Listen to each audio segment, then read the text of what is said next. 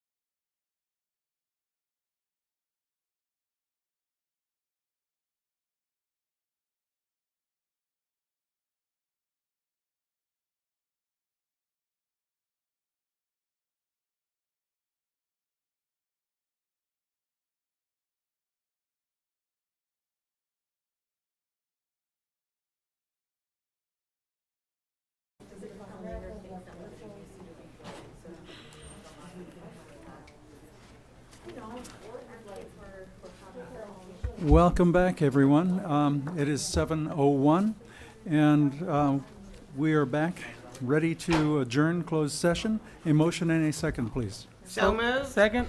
Thank you. Vote by board members to adjourn closed session. Ms. Walker. Aye. Ms. O'Kelly. Aye. Clerk Lewis. Aye. Vice President Montez. Aye. And myself, aye. Okay, if I could just find my pen. All right, time is 7:01. Open session reconvened at 7:01. And tonight we have the pleasure of having Carol Malone, Vice President of Rialto Council PTA, lead us in the Pledge of Allegiance. Welcome, Carol. Thank you. Hello.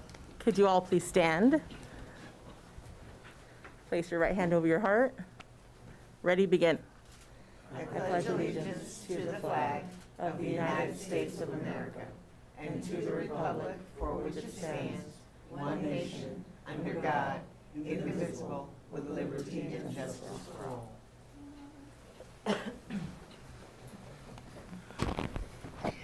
Okay, report out of closed session. Dr. Avila, we have a change here? Well, we have a report out of closed session and then one change to the agenda before adoption of the agenda. Okay, understood. So the report, we have one, the Board of Education denied the request for an unpaid leave of absence for classified employee number 2720331 from September 23rd, 2021 through January 17, 2022. The roll call vote was unanimous. Okay, thank you, Dr. Avila. Before we adopt the agenda, this is a report out on the agenda before it is adopted. I'm supposed to read this. Business and financial consent item E3.12, page 48. Agreement with Walgreens Pharmacy will be amended to revise the reasoning paragraph as follows. Rialto Unified School District Health Services is requesting that the Board of Education enter into an agreement with Walgreens Pharmacy to provide Tdap immunizations for up to 100 Rialto Unified School District students. Okay, and the change, strike transitional kindergarten and add grades 7th through 12th grade. To meet California Immunization Law, California Health and Safety Code, sections 120325-120375. Okay, Board, ready to take a motion and a second to adopt the agenda. So moved. Second. Thank you. Okay, we have a motion and a second to adopt the agenda without amendment or as amended. Ms. Walker? Aye. Ms. O'Kelly? Aye. Clerk Lewis? Aye. Vice President Montez? Aye. Myself, aye. Okay, tonight we do have a presentation. Trapp Elementary School National PTA School of Excellence Recognition. Congratulations, Trapp.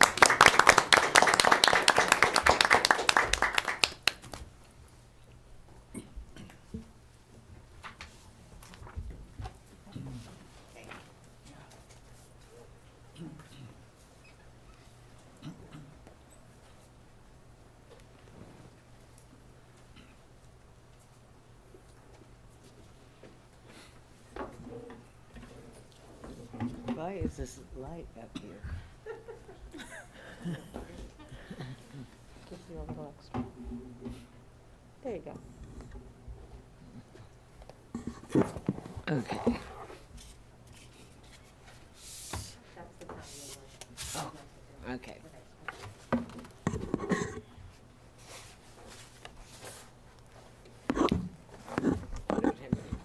Put anything down. Goodness. Okay, good evening, everybody. Tonight, Trapp Elementary School and its PTA will be recognized for a national award called the School of Excellence. But first, let me share with you a brief history and the significance of this award. In 2014, the National PTA School of Excellence Recognition Program was introduced to support and celebrate partnerships between PTAs and schools, enriching the educational experience and overall well-being for all students. The application process is extensive and meticulous, with several major steps that are to be taken in order to earn the national honor. Over the past 4 years, Trapp Elementary School built unity between parents, teachers, staff, and students. At Trapp, a mission was also established to encourage and support academics, recognize success, and create enthusiasm and unity with parents, students, and teachers. In 2019, Trapp PTA applied for the Excellence Award. The PTA was excited to submit their application. This team not only created a calendar full of events, but also supported the school with resources and created the Timberwolf Family Foundation. Unfortunately, due to the severity of the pandemic, the 2019-2020 school year was a challenge. However, because the foundation was set, the 2020-2021 PTA board was able to learn from the previous PTA board, as well as continue to grow just in a different mannerism due to everything being virtual. Distance learning did not put a freeze on the Timberwolf Pride. PTA membership drives were held virtually through social media. PTA sponsored over 600 Timberwolves Pride shirts, so every student was able to participate on our Friday Spirit Days. And since TRAP families were unable to have regular scheduled family craft events, PTA provided seasonal arts and crafts throughout the school year for our Timberwolves to do at home with their family. Mrs. Jeannie Appel is the Rialto Council of PTA president. Due to a family emergency, she could not be here tonight. But Mrs. Appel stated, "I'm extremely proud of WJC Trapp Elementary School PTA because earning this award is not an easy task. This is a year-long process with deadlines, countless hours of work, data, and time constraints. Trapp PTA Elementary achieved this great honor during a worldwide pandemic, so we are proud. And so are we, Mrs. Appel. On behalf of the Board of Education, we congratulate Trapp Elementary School PTA for being the recipient of School of Excellence, which is a 2-year honor. And I will first award our certificates to the PTA Trapp Executive Leadership Team, and then provide a plaque for the school to Principal Gutierrez so she can display it proudly at Trapp.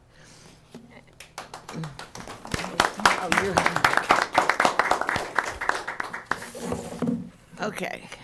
You want to go back and forth?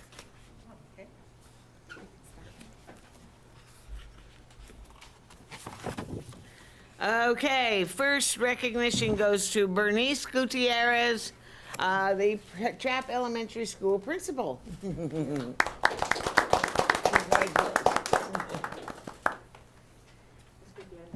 Jeannie Appeal. I think you have the ones with you. I can take it for her. Okay, Tricia Garcia, the Trapp Elementary School PTA president. Congratulations. I think you have all the presidents. I already gave the Oh, okay. president. Anna Trujillo.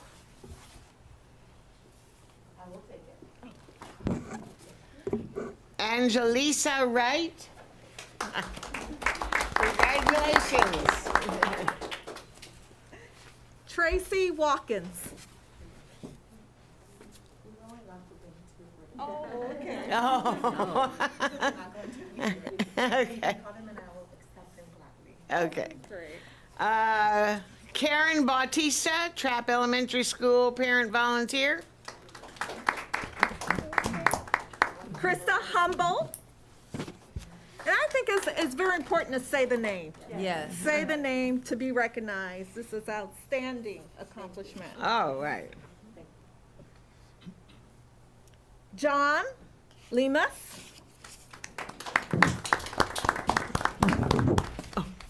Ileana Ramirez, Trapp Elementary School PTA treasurer for 2019-2020. Candice Rojos. Jackie Umana, Trapp Elementary School PTA secretary for 2019-2020. Sandra Chauvin. Tiffany Quezada, Trapp Elementary School parent volunteer. Martha Leon. Daniel Cuevas, Trapp Elementary School program specialist. Janet Lozano. Claudia Loriso. Larios. Larios. Thank you. Kimberly Holman. Isabel Cortez. Sylvia Vargas.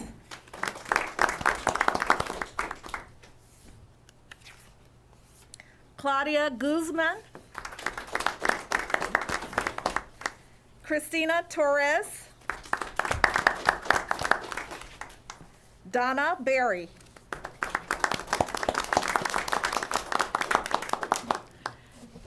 And now, I want to present this certificate of recognition to Trapp Elementary School National Parent Teacher Association School of Excellence Award 2020 to 2022.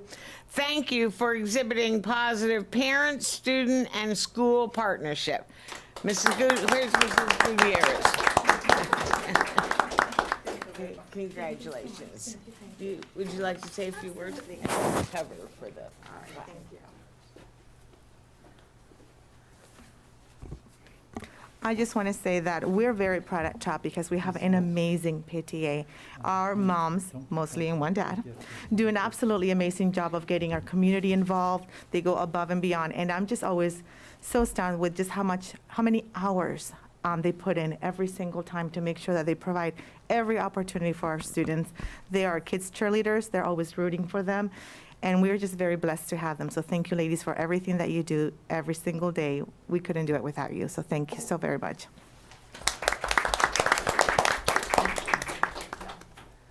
Hi.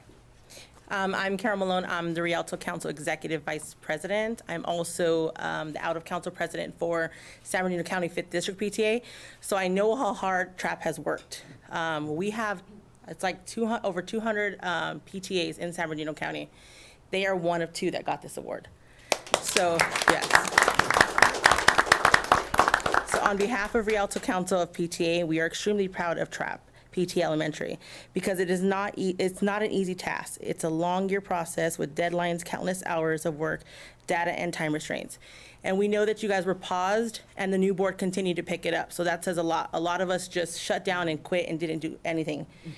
So congratulations for having that dedication. If you did not see all those names being read, all of our PTAs need that support. So I hope this shows our community that, we have 12 units and nobody has as much support as TRAP did. So I'm so proud of you guys. I know some of you ladies personally. I met some of you, some of the admin I know. So congratulations on behalf of Rialto PTA.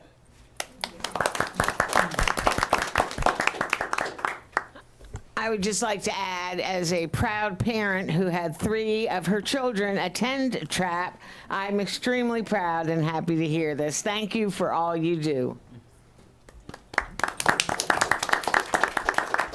This is a national honor, so if it's okay, if the Board of Education can get behind the PTA, we can take a picture. PTA leaders, if you can step up.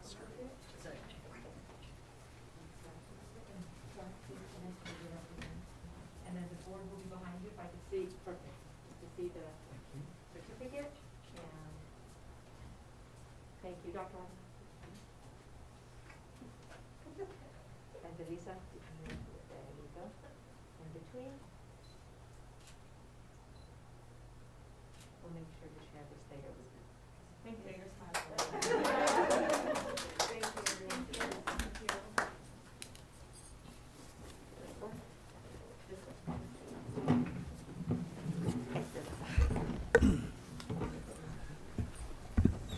And thank you again, PTA. Just awesome. Okay, and again, congratulations to TRAP Elementary School. And let's see, presentations continue. We have California Voting Rights Act, map development, process, and criteria. Dr. Avila. So we have a representative here, so if you can please. Do we need the screen down? Yes. Please.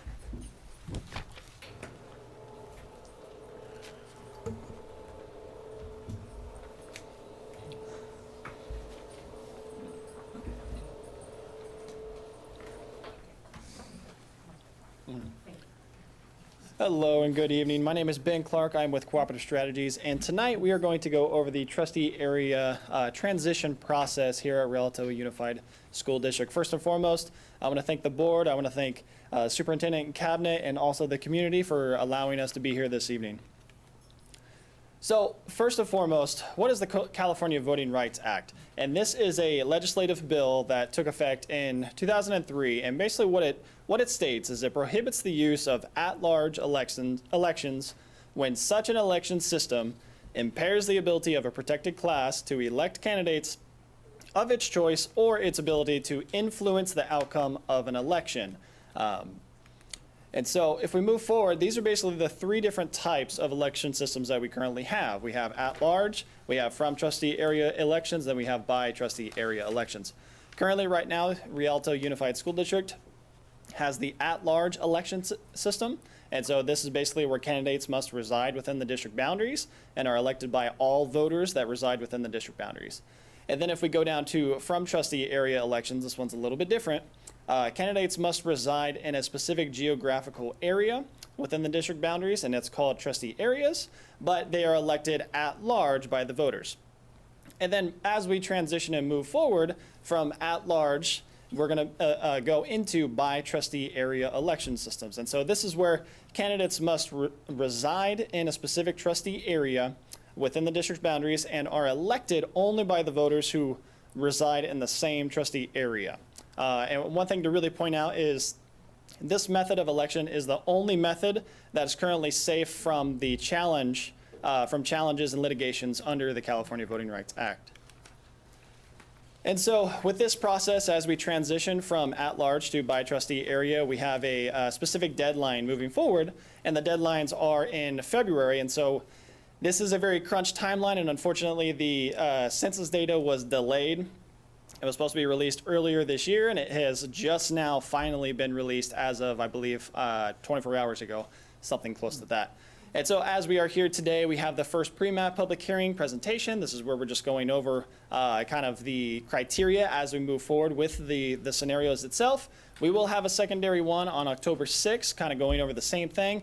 And the biggest things with these first two meetings is we want to get input from the community. We want to get input from everybody here in Rialto USD as far as how should we move forward as the demographers. How should we actually build these maps? What should they look like? What should we use? What should we encompass? What are some things that we need to consider as we build these maps? And then once we do that and we start building the maps from October through November, we're going to come in with our first batch of maps and scenarios November 17th and present them to you all here today.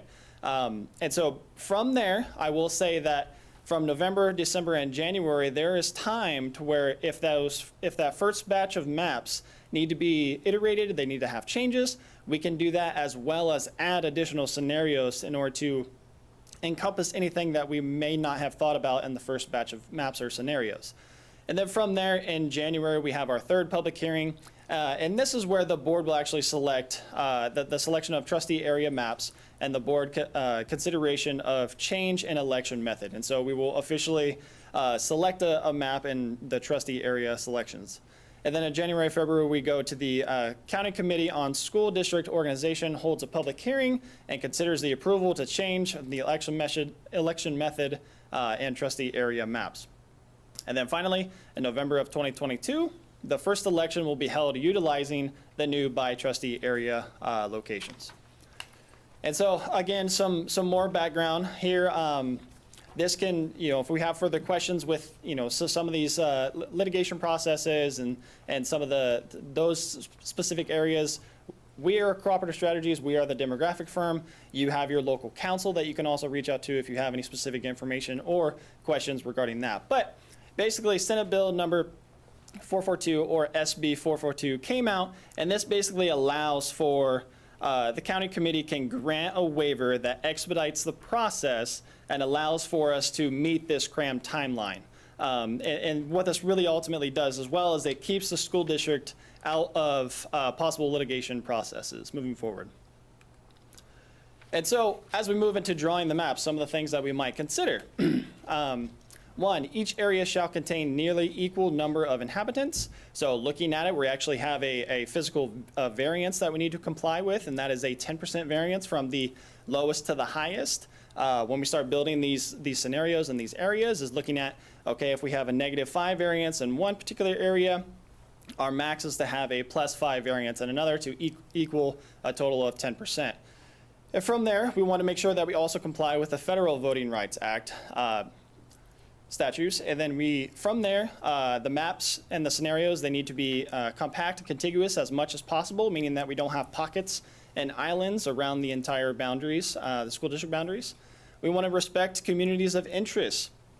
Again, you know your community the best, so please give us some information in regards to how we should develop and draw these maps out. From there, we want to follow man-made and/or natural geographic features such as, roadways, railroad tracks, mountain ranges, anything that's natural to give a dividing line. Those are some things that we really want to look at and think about. And then we want to respect incumbency as much as possible, and then look at other considerations such as school district boundaries, locations of school sites, things of that nature. And so, looking into a little bit of the demographics, as I just mentioned, the most recent 2020 census data was just released within the last 24 hours.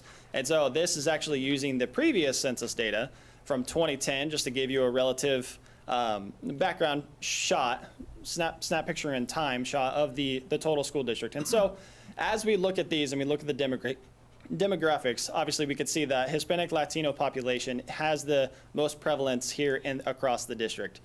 From there, obviously, they encompass about 70% of the total population. And then from there, whites encompass about 12.5%, Black African Americans 14.7%. And then from there, Asians 2.3%, others have 1.4%. And then we have the American Indian and Alaskan Native, as well as Native Hawaiian Pacific Islander, and then 2 or more races that encompass about 1%. And then just as a little side note, we also include the age 18 and over population, which in relativity matches that percentage looking at total population. And then so this is a very good representation, and this gives you basically what I call a heat map across the district. And this is specifically looking at the protected classes and minority groups, the Hispanic Latino population throughout the entire district. And so as you can see, the white areas are not very prevalent, and then we get into the darker red areas where it's very prevalent across the district. And so this just gives you a really good representation across the district of where your population currently sits and where your constituents, inhabitants sit. And so as we look at our boundary maps, how should the lines be drawn?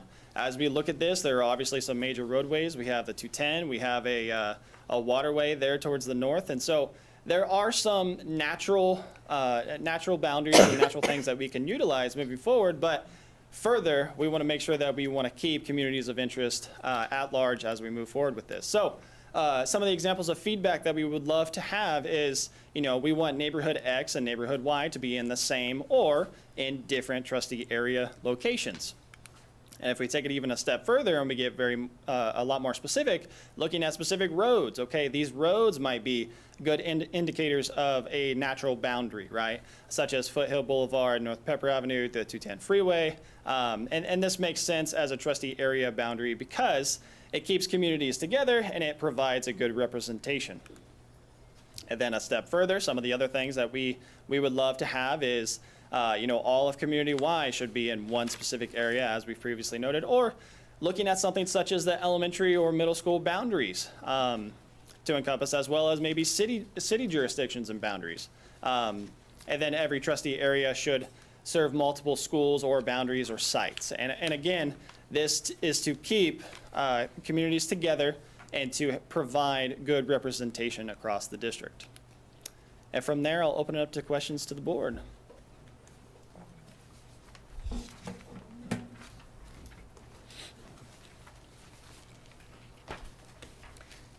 So the next presentation will have a comparison of the 2010 census with the 2020 census data? Yes, Okay. correct. Yeah, we will update that with the 2020 census data that has now been officially released. So Okay. we'll be able to input that in our presentation. Yes. So at the October board meeting, it's the second public hearing. So are you notifying people about the public hearing and for them to come, or? Right, and so the district has moved forward with steps in order to provide social media outlets, their websites, as well as different areas across the district that they've posted this meeting. It needs to go into the local newspaper in order for people to understand, to come, and to give their public input. And so, again, we would love for the district to continue to push that in order for us to get more input from the community. That would be great. So so let us get straight. You're helping us with the process. You're not necessarily publicizing the community meetings. That's our job. Right, yes, correct. The map on page 7, I know it's gonna be an updated version, Yes. but it's not user-friendly. Okay. Maybe because it's so small. Mm-hmm. We could enlarge that, make it a little bit bigger. Yes, and I Across. think it should be Mhm. sort of like the, you can't Absolutely. really, you get lost in it. Not a problem. I have a question. So Yes. on page 7, this is just a numbers graph on one protected class. At our next Mhm. hearing, are we gonna have all of the protected classes being able to have their own map so that we can see? Right, where and there's so- opportunity to make sure that those districts are represented for the other Mhm. protected classes? Yes, ma'am. And so basically what we do is we provide the one initial heat map based upon the largest protected classes that we see across the district, right? And so that's what you can see there. And we can also come up with other maps with the other protected classes as you mentioned and use that within the second pre-map public hearing in order to give a better representation across the board. And so you say voting age, do you have one that has voters? Like how, And you were so, saying using school district or school sites or. things right, like that. and naturally, this process uses total population Okay. in order to build those maps and build those Okay. scenarios. However, just as a reference point, we use that 18 and older as a voting age specific kind of information, just to kind of give two sides of the story, basically. Okay. So if I understand correctly, the entire population over 18 is counted. So we may have 2% of the voters up in the Lytle Creek area, and there may be another 50% say of that. people up there. The maps are missing Lytle Creek, right? Yeah, and I believe the top portion of that map has been cut off, and so I'm pretty positive that's what you're referencing. Yeah, we'll need something online where somebody can enlarge it as large Yes, as they want. Yes, absolutely, we can change that. And that's the wisdom of Sacramento. Are you guys helping any other neighboring districts with this process? To be honest with you, we have about 90 school districts that we're currently helping all across the state. And so obviously, as you can imagine, there's thousands of school districts that are going out and having to do this process all before February. And so the neighbors that I specifically know, I don't know of the specific neighbors that we're currently working with, but I'm sure we have plenty of that are in San Bernardino and Riverside County that are, going to be neighbors that either come up that have either transitioned previously or we're looking at a full transition process such as Rialto. I just got wind of a district in Riverside was being forced to do it Mm-hmm. through lawsuit. Correct. Yeah, that's what we're trying to avoid. Yes. Do you have a question? Go ahead. Are you at all conferring or working with some of the current redistricting entities in our area specifically? Because they have a lot of community folks that are already drawing up the lines here Mhm. in the Inland Empire. Are you conferring at all with any of those entities? And so- Inland Empire, there are some.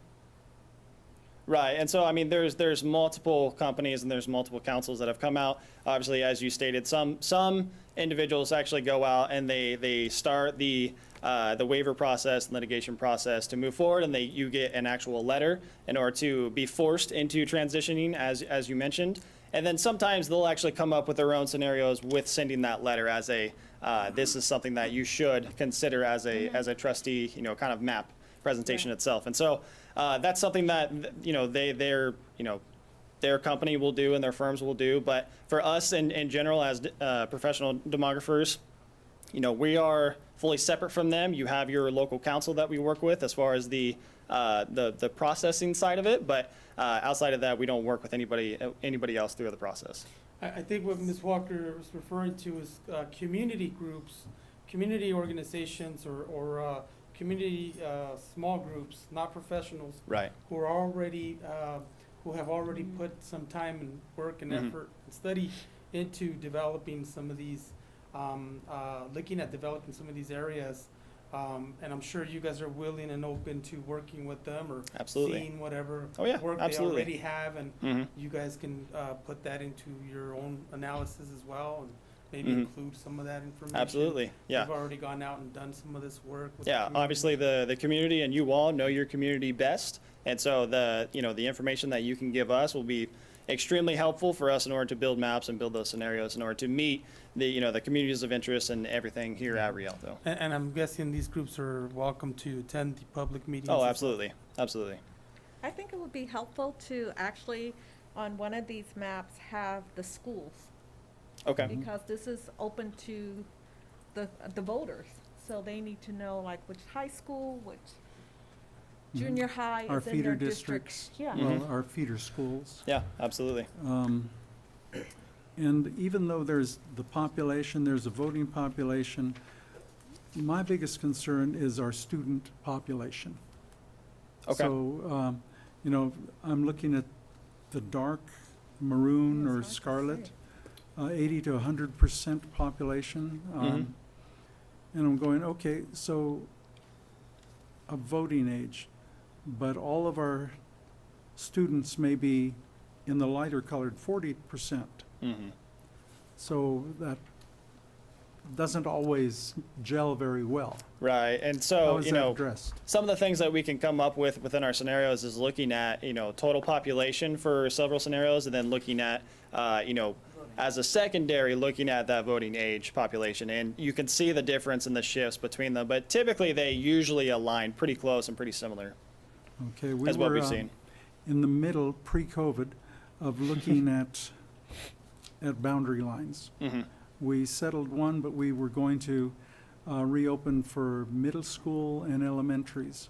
So please check with the district for those Okay. numbers, because the numbers had to be updated. Perfect, So, And excellent. So these are the dates to meet the next election, Mhm. right?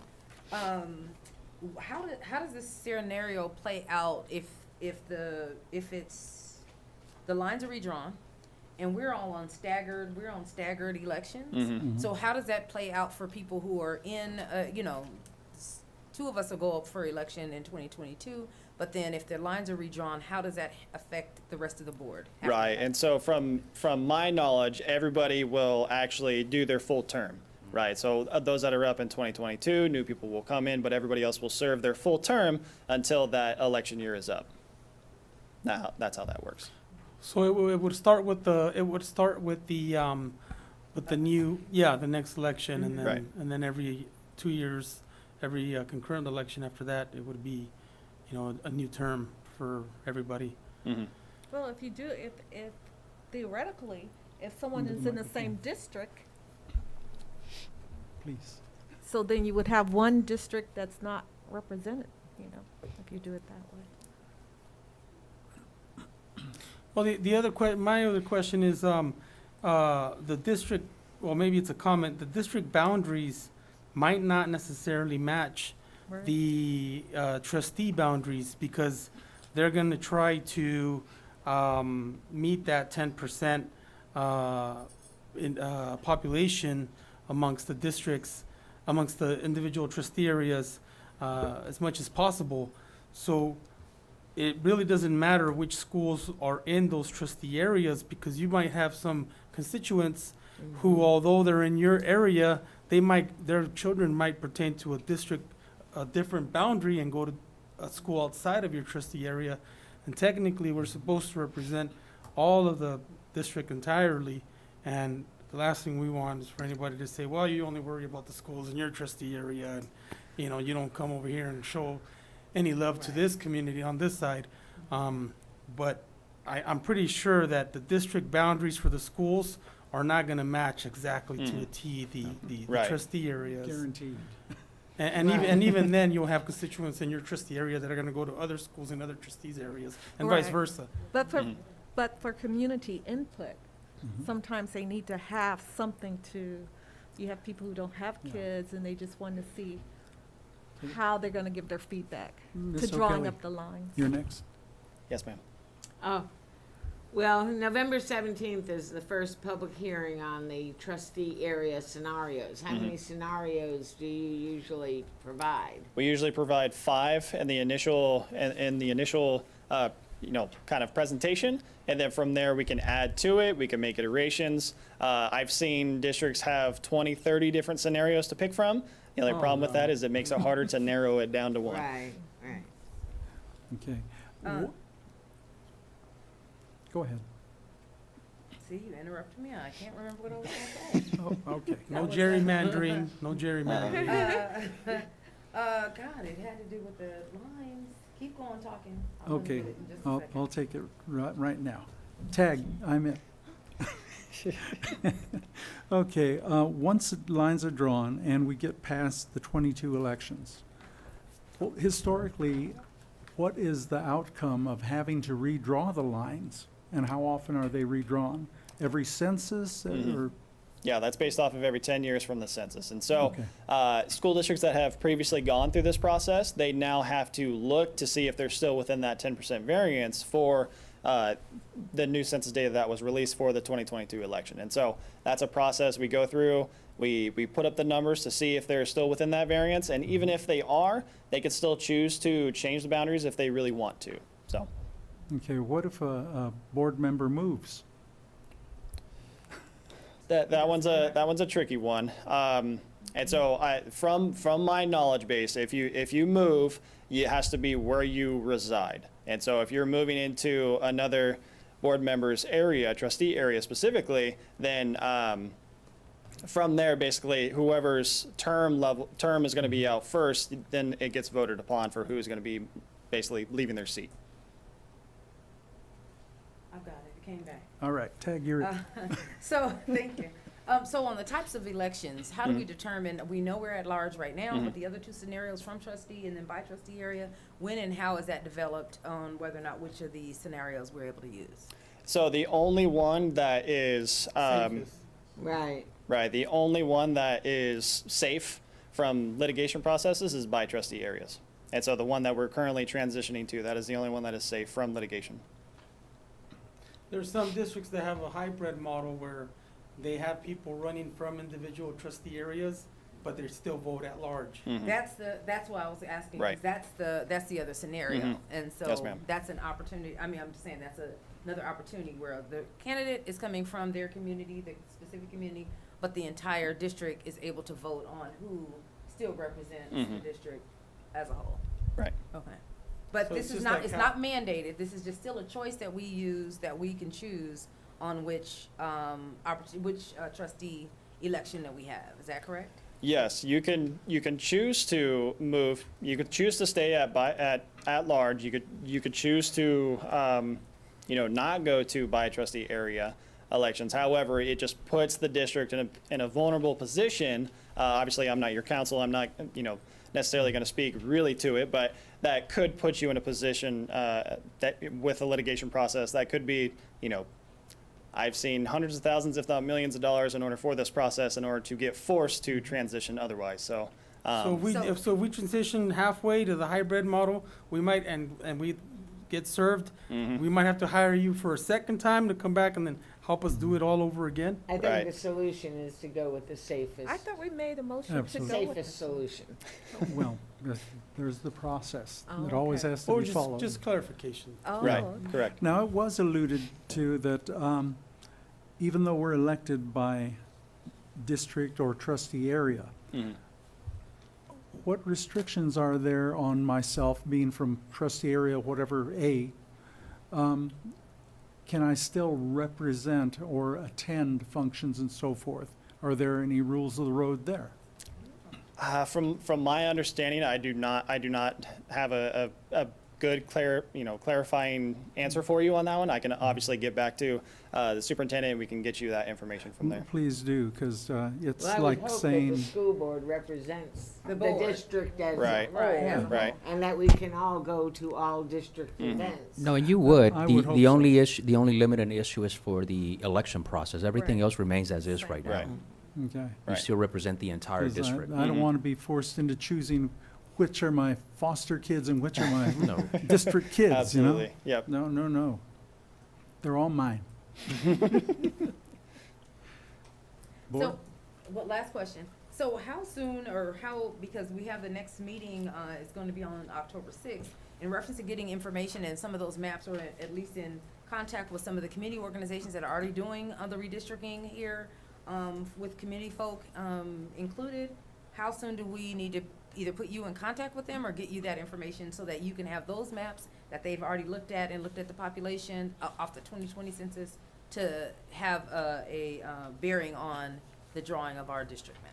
Right, and so one of the things that we are actually, kind of held to is we cannot physically draw maps until after that second meeting. So us, ourselves, we cannot physically draw maps, however, we can look to see if there's community members that have already drawn any type of maps as we're speaking and talk about, and be able to use those as reference points for us moving forward within the process. And so I would say, the earliest, the better. Obviously, we only have a 2-week turnaround period to our next pre-map public hearing, so if we can get a hold of those The community. sooner the better. Mhm. And so that would be the best way to go through it. Ms. Tell me what the O'Kelly? date by when, because I would hate to say the sooner the better and think that somebody, community folk couldn't get us, and then they get it to you a week before, and then they're like, oh, it was too late. Give it to them Next tomorrow. Wednesday. Yep, by next Wednesday would be Well, my it's still my community. deadline. They may not operate the same as, you know. Their calendars. By are next slightly Wednesday Right, would be my exactly. deadline. So, pardon me? Next Wednesday would be my deadline. Excellent. Thank you. Okay. Ms. O'Kelly? Now, any Yes. elected official group is held to this, right? Like city council? Yeah, so we're doing water districts, city districts, so anybody that's elected is going through this process right now. Well, Okay. the ones that choose to. Yeah, Dr. Avila, you had something? Yeah, just clarification to Ms. Walker's question. So by Wednesday, what time Wednesday? And to be picked up here, central office, so it can be located here? Or email to you? If Sure. not, Email? I mean, Yeah, we can email get the would be information best. to get it emailed to the district. hmm I can get that. Okay. Yes, correct. Okay. And so what And- time Wednesday? End of the day would be fantastic. 11:59? It's end of our day. You pick it, we'll work with it. Okay. Okay. Why 2022 and not 2024? Well, It has to be the next election. right. Not only that, There's the the longer risk. we wait, the longer we're at risk of Mhm. being served. We're with already in the litigation. process, though. hmm But if it's not if we wait till 24, Well, just trying to give everybody appropriate time instead of this. Right.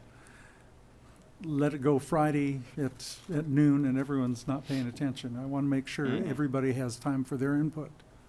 Absolutely. the thing about this process is that its whole purpose is to make it as fair as possible for Mhm. people from the community to run for elected office. Right. It's nice, to be able to hold on to your elected position and to serve, if you love to serve. But if you really care about being a public servant and doing what's fair and what's in the best interest of the community, we have to open it up and make it easier for people to run and make it that's more affordable and opens it up to a bigger candidacy. I'd like to stay here 20 years like Dr. Casaluna, but I think it's in the best interest of the community to just get on with the show and get it over and done with, and maybe other agencies will follow. Either way, it is up to we serve at the choice of the community, absolutely. But we're all here to serve. Anything else, board? No more questions. Red is a hard color to, when you do the next map, hmm these red and maroon, it sort of blurs together. Okay. So more of a contrast to make it easier. Once to we pick blow up. the map up, that might Yeah, but separate them it's a little bit. still, yeah, very Okay. different. We'll Don't do. use blow up in schools. I have one other question. It's actually for our staff. Are we gonna make sure that we're getting that information out about the hearing, about the meetings to all of our constituents, and in what way would we be doing that? And I'm saying not only constituents from, people who have students in our school district, but just other community folk, right? And I'm specifically thinking, our Lyle Creek people, Mhm. our, our Colton people, our San Bernardino, because they are in our district, and it may not be as easy to get information from city or, from Rialto, because they're not actually in Rialto. Yeah, so we'll convene a team tomorrow or by the end of the week to brainstorm all of the different scenarios and possibilities for us to reach out 100% of our community. Okay. And my last question, and I don't know if staff or you all know that, do you know if City of Fontana is actually going through trustee areas yet? City of Fontana Unified, do you know? I don't have an answer. You know? I don't know off the top of my head. No, I know, but a portion of us is still over there, Yeah. and then with the California redistricting, some things are gonna start happening too, so I'm just trying to see, you don't know. I don't, off the top of my head, I do not know. I can have that information for our second meeting, though. Thank you. Thank you. Okay, board, that's it. All right, thank you very much. Thank you It's very been much. Thank you for informative. the opportunity to present. Have a good night. You too. Okay, there's a man who knows how to bail quick. Right. As it stays left. Oh. Yeah, exactly. Next stage left, Pink Panther time, yeah. Okay, public comments not on the agenda. At this time, any person wishing to speak on any item not on the agenda will be granted 3 minutes. Dr. Avila? Not on the agenda, yes. First one, we have Beatrice Blake. Welcome. Thank you. Good evening, Board President Martinez, respective board members, Superintendent Dr. Avila, district staff, and viewing audience. My name is Beatrice Blake, and I am the program coordinator at the San Bernardino County Superintendent of Schools, overseeing the Tobacco Use Prevention Education Program. I am here tonight on behalf of the San Bernardino County Superintendent of Schools, Superintendent Ted Alejandre, to recognize Rialto Unified School District with the California Department of Education tobacco-free certification valid until June 30th, 2023. Superintendent Dr. Avila and the Board of Education, thank you for prioritizing student health and wellness by implementing the tobacco use prevention education program in all middle and high school schools across your district. I would like to express my sincere appreciation for the individuals who made and continue to make this work possible. First, I'd like to recognize Ms. Angela Brantley for her initiative in getting the district tobacco-free certified. Ms. Brantley heard me present and reached out immediately to get the certification process started. Thank you, Ms. Brantley, for opening the door for SBCSS to engage students in prevention and intervention education centered around tobacco, vaping, and marijuana use. Next, I would like to recognize Chief Leary for facilitating the SBCSS Consortium Grant MOU approval at the district office and helped recruit two B-site leads at every participating school. Chief Leary hosts professional development meetings quarterly called Chats with the Chief. For those of you who have not yet attended one of his meetings, I encourage you to do so. Chief Leary's collective impact approach to leadership centered on advocacy for student safety and well-being at all levels is a model concept that we'd like to showcase from the county office in the future. And last but not least, I would like to recognize and express my heartfelt appreciation for Ms. Patricia Connor. Ms. Connor is the RUSD 2P liaison for the consortium grant. She completed the district tobacco-free certification and embarked on a collaborative journey with the San Bernardino County Superintendent of Schools 2P team for the past 2 years through the 2P consortium grant. In addition to coordinating trainings for all 2P site leads on tobacco, vaping, and marijuana topics, Ms. Connor also coordinated district-wide California Healthy Kids Survey implementation and worked closely with West Ed and school site administrators to maximize participation. The California Healthy Kids Survey data will be used by Chief Leary and Ms. Connor to enhance and adjust their preventive program to best suit the students they serve. In addition to the 2P collaborative work with Ms. Connor, she has also trained all RUSD safety staff in youth mental health first aid. More recently, 2 safety officers became youth mental health first aid instructors, providing internal capacity for RUSD to provide continued professional development specific to suicide prevention. And this work really acknowledges the co-concurrency of mental health and substance use. So this is just the beginning, and we are so excited for the data that is going to show the impact, the true impact that the tobacco use prevention education program will have on the students that you serve. So in closing, on behalf of the San Bernardino County Superintendent of Schools 2P program, I thank you for your partnership and the opportunity to serve. Through the 2P program, we are committed to developing the next generation of tobacco-free advocates, one school district at a time. Thank you. Thank you, Ms. Blake. And now, Superintendent Dr. Avila, I would like to present you with an official plaque because the CDE provides the certification, but they don't send a certificate. So at the county office, we decided to develop one in recognition for your dedication and the hard work that takes place in your district. So thank you. Thank you.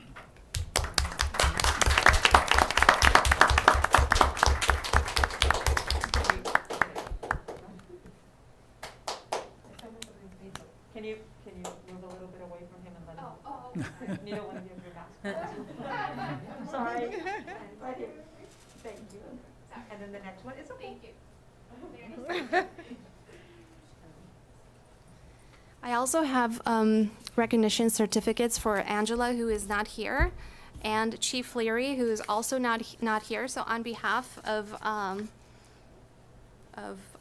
my presentation, Ms. Connor will be presenting the awards to Ms. Brantley and Chief Leary.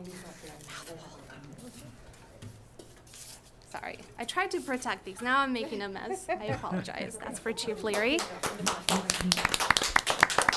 And last but not least, this is for Ms. Connor, and this is in recognition for her dedication to the program implementation. So for any details that you would like to, if you'd like to learn more details, she's your contact person for your district. Thank you. Thank you.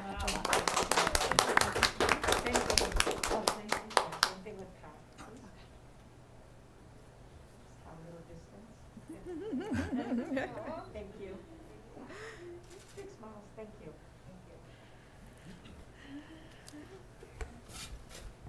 Thank you, Ms. Blake, and congratulations, Ms. Connor, and the entire program. Go Pat.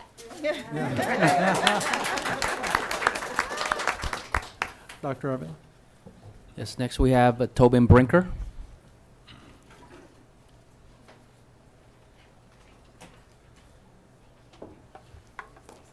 Welcome.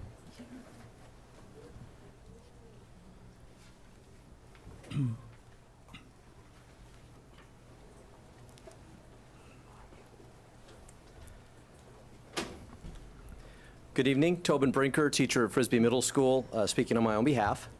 I've been teaching at Frisbee for 22 years. I've had 8 different principals, and tonight I wanted to talk about my 5th principal and some lessons that I learned. So Akelano Sanduike, and he's one of the best principals I ever worked for. I say he's one of the best principals because he did something for me. He made me a better teacher. And that's a hard thing to do when you're a veteran, right? And he could have come in, he could have said, hey, you're doing this wrong, you need to fix this. But he didn't. He approached it in a very different way. And he didn't just do it for me, he did it with our whole staff. And specifically, we were looking at the issue of how we grade students. And he got me to question a long-held belief. And that belief was that when a student does 0 work, that they should get a 0, right? And it's something that I think a lot of us just sort of think naturally, well, of course, you know, you didn't do anything, so you shouldn't get any reward for it. And in our adult lives, if you have a job and you don't do any work, they're not going to pay you, right? And so it seems like a natural thing to do. But he got us to question that assumption and provided us with a bunch of resources and didn't mandate anything. He just says, you know, take this idea of instead of giving a 0, give 50%. It's still an F. The kid's going to still fail that assignment. But when they look at their overall grade, instead of it being a 0, which is really hard to recover from, it's 50%, and they only have to go up 10% to get to a D versus going up from 0 up 60% to get to that same D. And so I began to implement. I started with just one class, you know, and it worked. I felt like the kids respected me more. Like we had this conversation about why I'm doing this, right? And I got through to the kids. But here's the thing. I work in a very diverse staff. And there were a lot of teachers who didn't like this idea. And they read the same data I read, and they weren't convinced. They said, you know what, this isn't the real world. And I think I'm doing a kid an injustice by giving them 50% when they've done nothing. And here's the thing. They're right. But so am I. We live in a diverse society, and what works for me doesn't always work for you. I have 2 children of my own, a son and a daughter, and they came up through the same school system and often had the same teachers. And my son would come home, oh, I love this teacher. And then the next year, my daughter would have that teacher, oh, that's not the right teacher for me. You know what I'm talking about, right? We're all different. And so I put this forward because, you know, too often we look at issues and we want a one-size-fits-all solution. But I think the right way, and this is where Dr. O, or not Dr. O, Mr. O, great guy though, where he got it right was that he understood people, right? And he understood that we're all different and we do things differently, and he engaged us in a conversation, and he encouraged us to try new things. And if we didn't, he was okay with that. He accepted our differences because he got it, that we're all different and that what works for me may not work for somebody else. And I just wanted to share that story with you tonight because I think it's a powerful lesson for all the stuff we're going through right now, that we have to be aware of these things. And it's just a great example of leadership. Thank you very much. Thank you. Dr. Avila? Viviana Partida.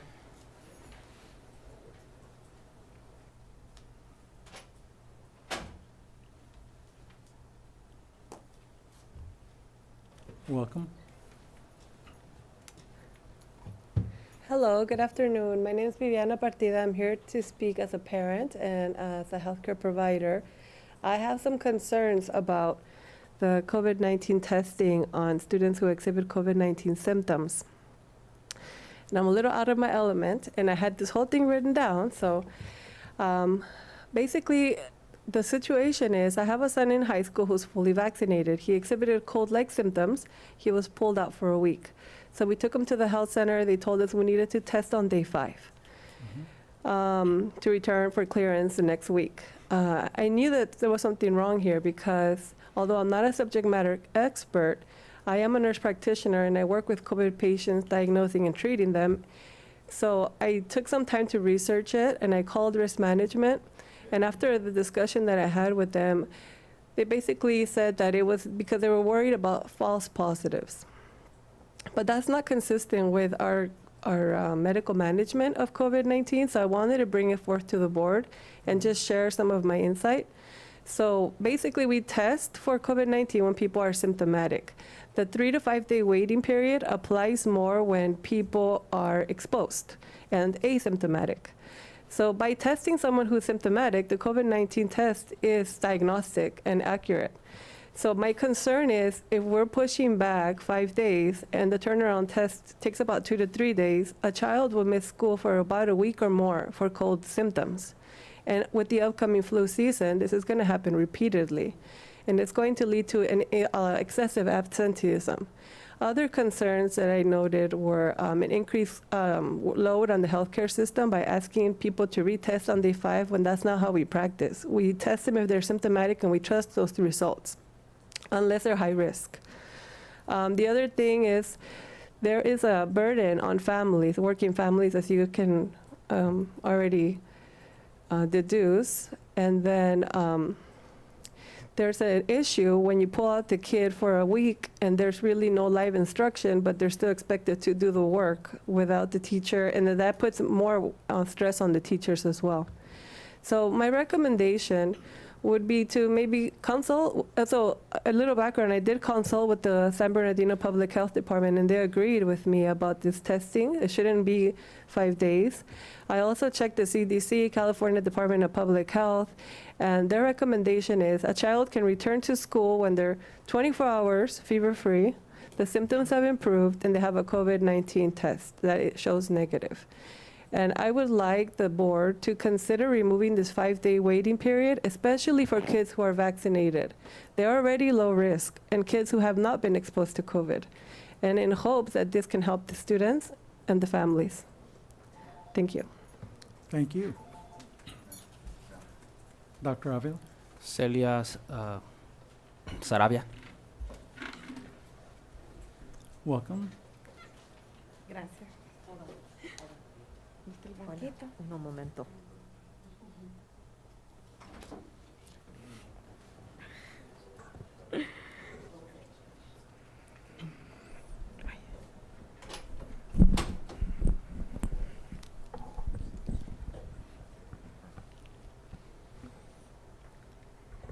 Buenas noches, miembros de la mesa directiva, Presidente Mr. Martínez. Voy a quitarme la máscara porque se me están empañando en mis clases. Buenas noches, miembros de la mesa directiva. Presidente Mr. Martínez, vicepresidente Mr. Montes, superintendente Dr. Ávila, audiencia. Soy Celia Sarabia y represento al grupo de apoyo de padres de niños especiales. Queremos darle las gracias a nuestra mesa directiva y a nuestro superintendente Dr. Ávila por el excelente trabajo que están haciendo con nuestro distrito y por lo bien que han manejado la pandemia. Sabemos Doña que Celia, disculpe, ¿quiere darle chance para intérprete? no... Dispense, se me había olvidado. Good evening, my name is Celia Sarabia,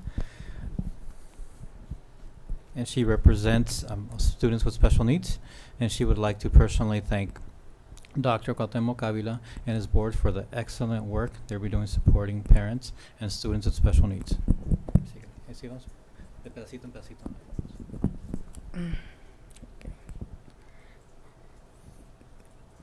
Por lo bien que han manejado la pandemia. Sabemos que no es nada fácil, pero gracias a Dios y a ustedes, nuestros estudiantes se han integrado nuevamente a sus estudios presenciales. She would like to compliment the way you have managed this pandemic, and by taking those precautions, we've been able to reintegrate and have kids back in school because of the way you took care of the pandemic. Gracias a todos nuestros maestros, personal del distrito, a nuestra directora de Educación Especial, Misili, a su secretaria, Araceli Flores, que nos apoya tanto también, a la doctora Claudia Hernández, a Miss Lorena Santos Magrafe, ella es psicóloga, que están en intervención temprana, a todo el personal de Educación Especial por trabajar duro para que nuestros niños de Educación Especial tengan los recursos necesarios, al Departamento de Nutrición, a Miss Fasa, Cristina, Sara, a María, Mike, a Juan, gracias por todo su trabajo. Gracias a ustedes, muchas familias tuvieron alimentos en su mesa. Estamos orgullosos de todos ustedes. She would also like to extend a big thank you to all the teachers, to all of Bridget Ely's staff in special ed, the psychologists, speech therapists, nutrition, especially who, because thanks to their wonderful work, families were able to have, food on their tables when everything was shut down. Nos da mucho gusto saber que estamos trabajando unidos los padres y nuestro distrito para el beneficio y éxito de nuestros estudiantes. Makes her very happy to know that everyone is working as one in unison for the benefit of our students. Es un honor contar con ustedes. Estamos orgullosos del gran trabajo que hace nuestra mesa directiva y nuestro superintendente Dr. Ávila, de todos los logros y reconocimientos a nuestro superintendente, a nuestra junta directiva, mesa directiva y por siguiente a nuestro distrito. She's very proud to be a part of this, and especially wants to recognize the board and Dr. Avila for all those recognitions they have received. It truly has been an honor. Y al personal de nuestro distrito que están And the rest of siendo the personnel of the reconocidos. district as well, who's been doing a wonderful work. Porque siempre buscan cómo solucionar cualquier problema. For always looking for a way to solve every problem that arises. Nuestro grupo invita a todos los padres para que estemos unidos, que trabajemos juntos con nuestro distrito para lograr el éxito de nuestros estudiantes. Cuidémonos. Primero Dios, esta pandemia pasará y volveremos a nuestras actividades normales pronto.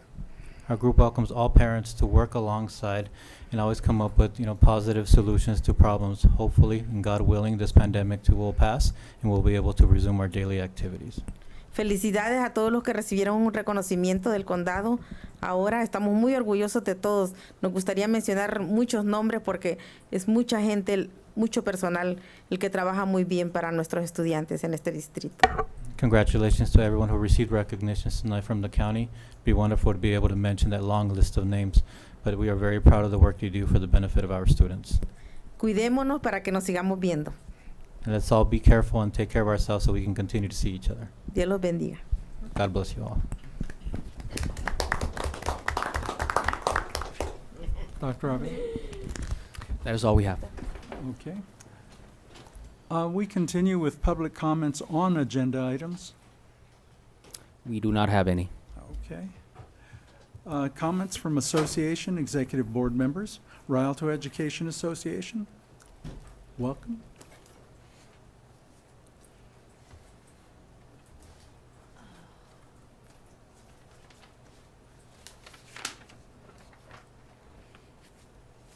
Hello, good evening. Good evening. I am Maisha Calloway, the president of the Rialto Education Association, REA.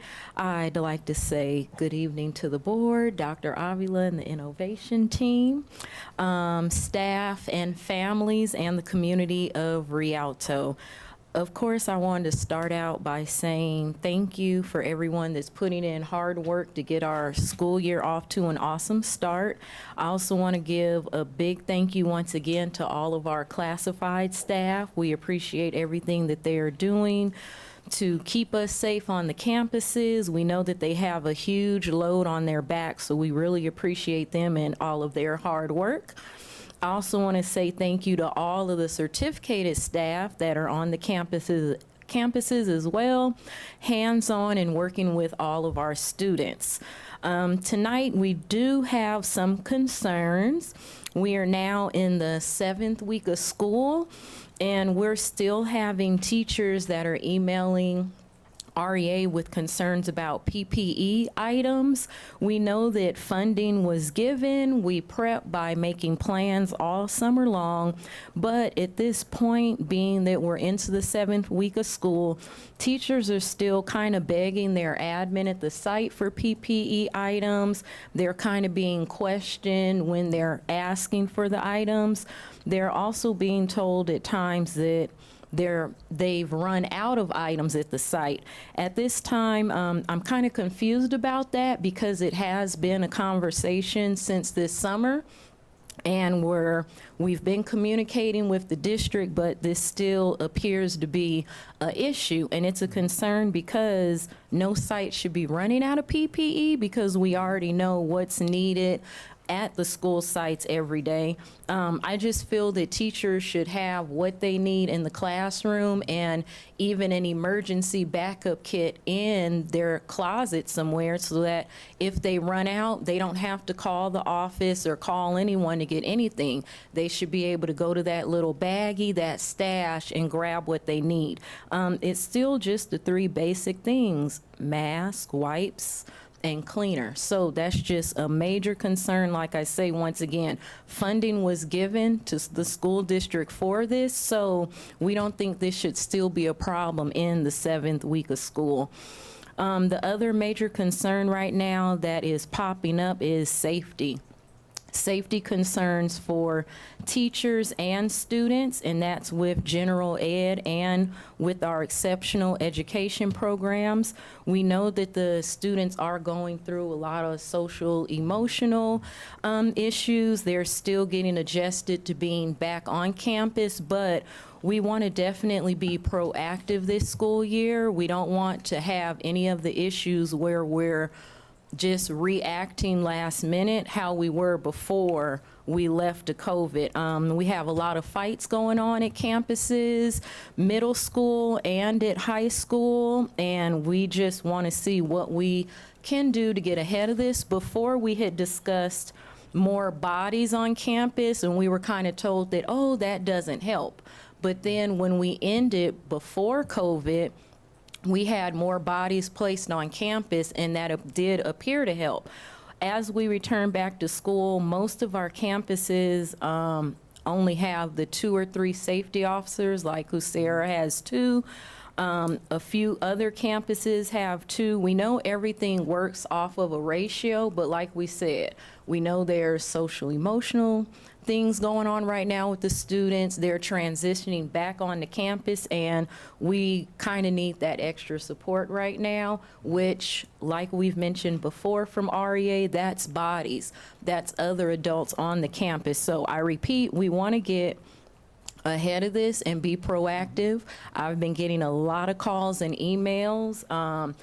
We also have a lot of students right now destroying school property in the restrooms, tearing up things. I was on a campus today, and there was a hand sanitizer station destroyed. It just happened to have just happened, but that's what teachers have been calling me about on the campuses. Students are destroying things, it's being caught on video, but nothing's happening. The kids are kind of being sent back to the classroom. We also have a lot of physical contact that's going on with the students onto the teachers.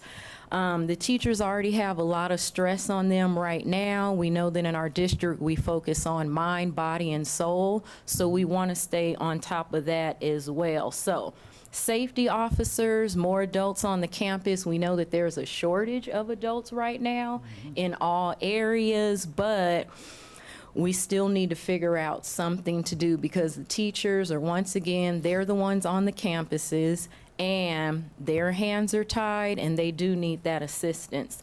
As I mentioned, our exceptional education program, last week we heard a lot about the programs that we have, programs that are coming, but I just want to say the reminder, programs look good on paper, but if we're not ready to run the program, should we have those programs here? So I just want to leave that right there for now, and then I'll be back to revisit it. The other thing is that, as I said before, I know we have a shortage with staff right now, but my REA office is located right next door to the Rialto Resource Center. They've been having hiring events about twice a month. Chick-fil-A's there, my favorite place, got sheriff departments there, cabinet companies there, and every time I look at that sign, I think, we should be there, Rialto High. If there's a Rialto Unified, if there's a shortage with classified, that's an easy way to pull in community people who may want to work, but I have to take care of children or I need to be close to home. If we could use the Rialto Resource Center to fly some of our openings, our vacancies, that could pull in direct people that are right here within the community. If maybe they don't have a job because they don't have a vehicle, they can walk, they can catch the bus, they can get a ride. So I just wanted to mention that we have a resource right there, and it's just been like bugging me that I work in Rialto, we have all these vacancies in Rialto, why are we not right there in the community to pull? And then you never know what retired teachers we have also on the certificated side that may say, hey, I want to take a tug back at teaching or subbing, or what can I do? So I just wanted to bring that up. We know that everyone's been asking for grace, and we understand that. We know it's a shortage, but also we're moving into October now, and I'm asking for grace for all of the staff, including the teachers, classified, and we just need everybody to be also hands on deck right now from the top down. Certificated staff is getting very frustrated at this point, and we're just at the start of the school year. We know that normally the tug becomes around the holiday times, November, December, January, but we're in September and they're feeling it. They are really feeling it. The other thing that's a major concern of mine that's been a concern for years is the lack of communication. Teachers aren't being told things to the last minute after the fact. Different things are coming down, like the grading, the new grading scale with the whole 50%. Teachers weren't told about that. They weren't trained, but it's just being thrown on them. It's just a lot going on right now, and there's a lot of last minute items going on. They're becoming frustrated and stressed out, like I said, and I really want us to get on top of that. And we just want to really work on this lack of communication from the top to the bottom. So that's it for today. I just thank you for this time, and everybody have a good night. Thank you, great idea. And I'm already communicating with the top, and I'm asking for mercy. I'm beyond grace. Right, thank you. Okay, Dr. Avila, oh, I'm sorry. Mr. Cordasco, CSEA President. I like it the president's sitting in here. I know they're here or not.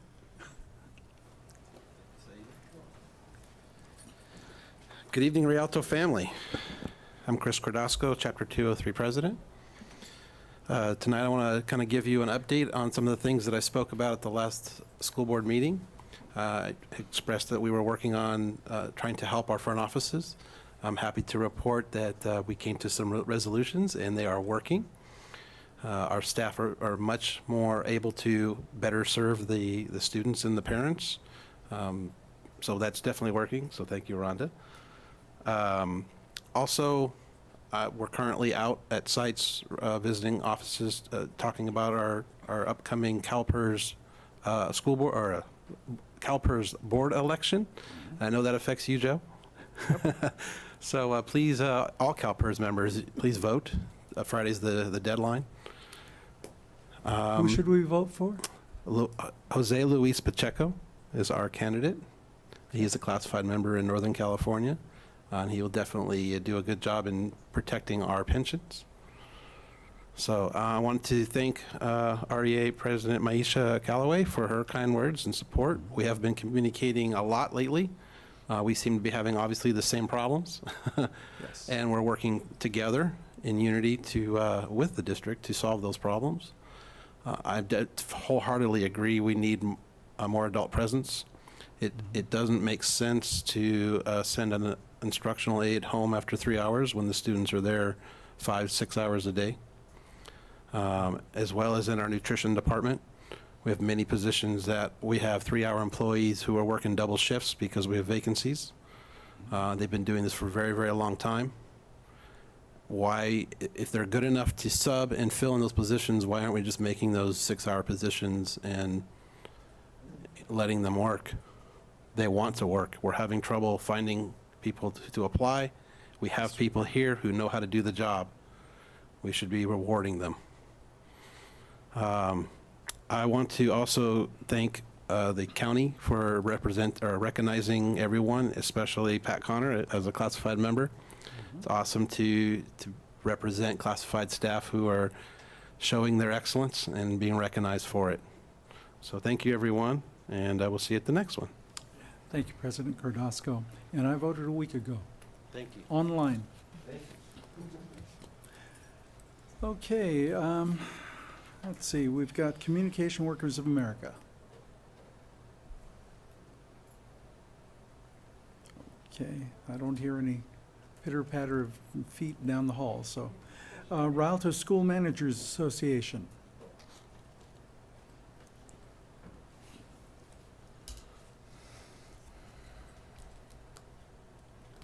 Nothing but crickets.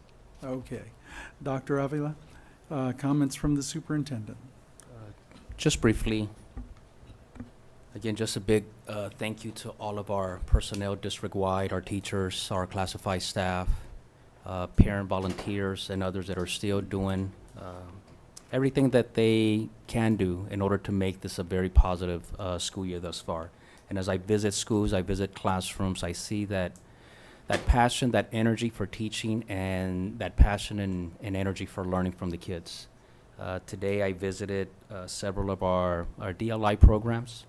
I visited a kindergarten class, first-year cohort of kids at Garcia Elementary School. And to be able to see several of our African-American, there were 2 females, already in week 5, 6, having basic conversations in Spanish, making basic requests to their teachers or to other students, just brought a lot of joy to let me know that when we are able to provide kids with the opportunities that they deserve, they can make the best of it. And I saw that today. And I see it at other schools. I see in other programs that I'm visiting. Again, I know we heard some concerns that will be taken very seriously, but also let me just tell you that the vast majority of things that are happening in our schools are very positive, especially in those classrooms, which is deeply dear to me. Also, just a reminder, for the next month or so, we are under Hispanic Heritage Month. And so in visiting the schools, I saw a lot of pride, especially in the DLI programs, but also in the non-DLI programs. Saw a lot of pride, kids being very festive, very traditional, wearing a lot of attire. Ms. Lewis, thank you. I see that you're wearing something very, very festive, very flowery, very traditional. But I saw that at the schools, And this is something that I would love to see year-round, both for our Hispanic students, Latino students, African-American students, Pacific Islander students, to be able to show their cultural pride year-round and not just, again, for a week, for a day, or even for a month. But it should be part of the fabric of what we do. This district is very diverse, and regardless of what ethnic group you belong to, you should be able to feel proud and be able to display it year-round. And so it's something that brought me a lot of joy today. The only other thing is continuing to practice everything that's related to COVID protocols. I can't emphasize enough, we cannot be relaxed as things are getting better. We should continue to maintain our efforts to stay safe. We don't want to go back into what we've gone through several times. And so just for parents, continue to emphasize with your kids to wear their mask at our schools throughout the day, in the classroom in particular, because they're supposed to, but also to staff to continue to exercise sound judgment when on our campuses and whenever you're out in the community as well, because we want to make sure that we are safe out and about. And that is all that I have. Thank you, Dr. Avila. And regarding the PPE that REA President Callaway mentioned, please update the board on that when you find an answer. Okay. Comments from members of the Board of Education. Ms. Walker? Well, okay. Ms. O'Kelly? Well, I was just happy to receive the attachment on the our weekly summary of the with an updated copy of the International Healing Garden Project, which we talked about last February, I believe, at the board meeting. And the purpose of developing the Healing Garden is to enrich the lives of our students through the 5 senses of life. The garden will have a lake, an amphitheater, numerous gardens, citrus trees, activity and teaching areas, and much, much more. And the sketch of it on the attachment was beautiful. I'm sure it's going to be lovely. It's going to be across from Cusero, right? Okay. Yes. And I think it's an excellent way to bridge school and community learning opportunities. The garden will also serve to ensure the full engagement of families in the education of their children and will increase a community awareness around several topics: water conservation, cross-agency collaboration, creating a regional climate network, environmental justice, and promoting careers in green industry. And I think this is all extremely exciting. I can't wait to see it, and I wanted to know if we know yet when it will be started. So we're scheduling a press conference for, I think, the 7th of October, and we are expected to break ground probably that day. Oh, awesome. Okay, great. Thank you, and that's all. And I do want to point out, in case the parents are unaware, this behavior at school is part of a TikTok challenge online. The kids are destroying school equipment, destroying things at the school and filming it and putting it on TikTok. So if there's some way, if there's some way we can put a stop to this, we need to do it. It's ridiculous and costing a lot of money to replace all those items. So please talk to your children about it. I would deeply appreciate it. Thank you, and that's all. Okay, thank you, Ms. O'Kelly. And quick acknowledgement of Eloise Reyes, our legislative person up in Sacramento, for helping us fund Right. the Healing I'm sorry Garden. I left that out. Yeah, absolutely. She donated $1 million for our healing. That's just wonderful. Yes. Thank you, thank you. Okay, but I see that you reappeared. Okay, coming to you, Ms. Walker. I was going to say no comment, but congratulations to our team for the awards today with the San Bernardino County Superintendent of Schools. And for all of those listening, please we still got time. you can go get a vaccine.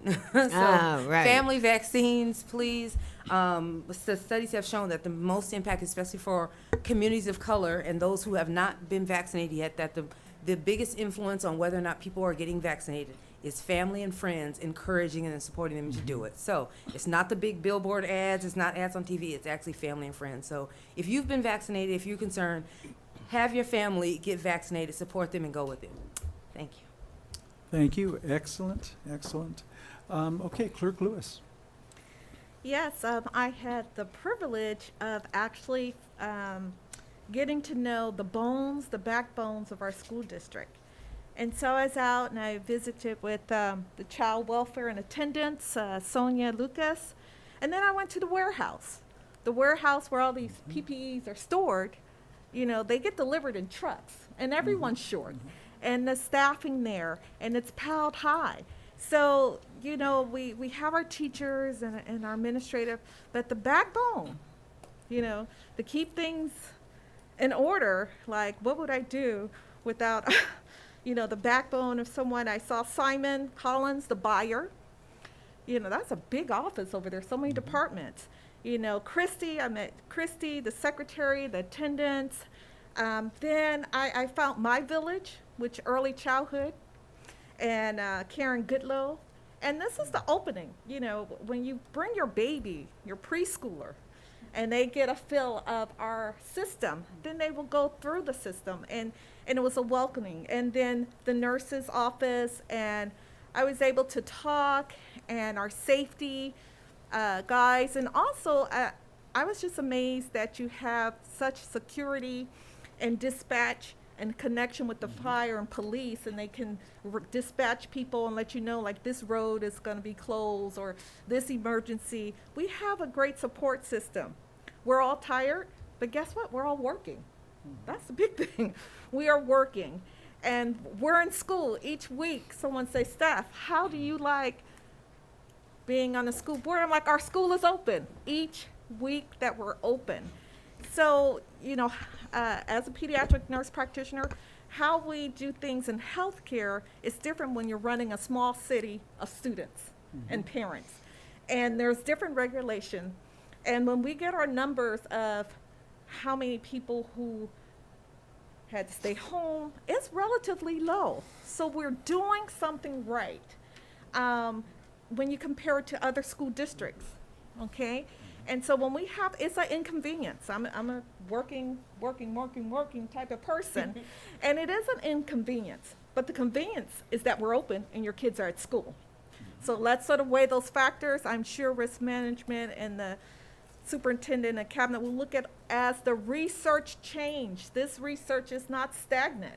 Every day there's new protocol, and I'm sure that they're pouring on to try to help the parents, to try to limit, you know, the time they're absent. So when the policy change, you know, there are a lot of steps that have to take place. But I also have the privilege of working in migrant health and really developing such a deeper bond of children from different countries represented to our Hispanic Heritage Month, but they're coming here without their parents. And they're coming here with different dialects and language. And they're going to need a lot of support. But you know, they're coming here, as I say, a live birth. You know, they've crossed and they've made it here alive, and they're thriving. And they're going to be coming into our school districts and are all around the U.S., and they have the drive and the passion, and they have the pride. And they don't know they're Hispanic, because in their country, everybody's Hispanic. They don't know the difference. They don't know the structure that we have to, well, you know, we're making them sign on a dotted line. What are you? You know, there was a time in California on vital statistics that you didn't even mark that. It wasn't Hispanic or non-Hispanic or non-black Hispanic and white Hispanic, you know, but as you take data, they ask for different types of things. But we're 99% the same. We all, I think when I look at Rialto School District, I look at students and I look at learning. And then I celebrate whatever culture that starts at the home, who they identify with. And then we cross our cultures. And then we just learn and blend. So I'm glad that this is a generation where we're woke, okay? These kids are woke. They know what's going on. They don't have boundaries that maybe my generation had or my parents' generation. They will cross and mix and mingle. And I think it's a beautiful thing. So an honor for all these years, 30-something years, my Espanol accent. Alabama's taken over. So, hopefully I'll be pronouncing some names better. Thank you very much, Nancy Kelly, for taking the hard ones for me tonight. But it's a privilege to serve, and I just say, parents, hold on. Teachers, hold on. Classified workers, the computer science, there's so many computers in there, and the support systems that they need, hold on. We're working on it. We're going to try to keep things open so we can make things a better transition. Absolutely. Excellent, excellent. Okay, Vice President Montez. Thank you, Board President, Mr. Martinez. I just too would also like to congratulate the awardees tonight on their prestigious recognition from the County Superintendent of Schools. I also just want to thank Parent Celia Celaya for coming to our board meeting tonight to share some gratitude and then some kind words to our district and the hardworking staff here. It's not every day that our staff, this district, gets praises from the community, and it's nice every now and then when they do. I want to also point out that Mrs. Celaya is a strong leader in her community, and she also leads a parent support group of special education students through way of St. Catherine's Church. And it's a big group. I'm guessing because of COVID, they might not be having their monthly meetings, but there's times where they use one of the facilities over there and have up to 50, 60 parents and have workshops and whatnot in regards to special education and the work that they do at the church and whatnot. Anyway, I want to just say in regards to the PPE equipment, logistically, I'm sure that hundreds of boxes and hundreds of pounds of disinfectant and masks, gloves, all sorts of cleaning materials. It's just an added workload on the staff here at the district, but it's necessary. Rather than stocking the schools with the regulars, toilet paper, supplies, now we've also got to stock the schools and the schools, different sites around the district with all of this PPE equipment. I don't want to make any excuses, but I could imagine that the fact that we're at an all-time low in hiring capacity. Not that we don't want to hire, the district is hiring. It's just not enough people are applying. There's a big shortage. There's still plenty of people out in unemployment, and like we've said at multiple meetings before, all hands are on deck. We've got principals and vice principals that are filling in for substitute classrooms. We've got security supervisors doing, helping the kids cross at the crosswalks. And if we have staff who don't have access to the PPE equipment, perhaps it wouldn't be a bad idea for the district to consider reimbursing staff members for any cost that they may incur. Because I know there's people out there who say, hey, if I'm out of paper or pencils, I'm going to bring my own paper and pencils. And I could imagine there's probably teachers out there and other staff members, office staff will say, hey, if we ran out of disinfectant, I'm going to bring my own disinfectant. And perhaps the district can consider some reimbursements and reimbursing employees for any of these costs, especially if we have the funding for it. I also just want to thank the parent who came in regards to the current process when children are sent home sick. I think it's a great idea for the district to take a second look at the current process, but at the same time, I know there's parents who are really concerned that, hey, you know what? If your child is sick, don't send them to school. And if they go to school sick, maybe they should take a few days off before they return, just to be safe. I think for some people, it's not just about COVID or testing positive for COVID, but also if you have the flu, nobody wants just the regular flu either. And we put everybody at risk when you go to work or when you go to school with the flu. And even if you're negative for COVID, but the general flu is scary for people right now in and of itself.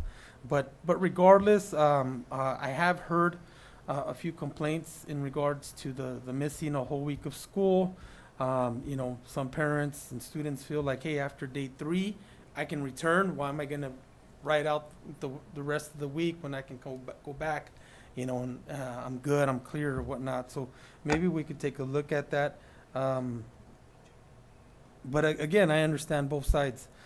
And just last but not least, I just want to say in regards to the trustee area process, I want to encourage parents and people of the community to take part in these upcoming meetings with this process.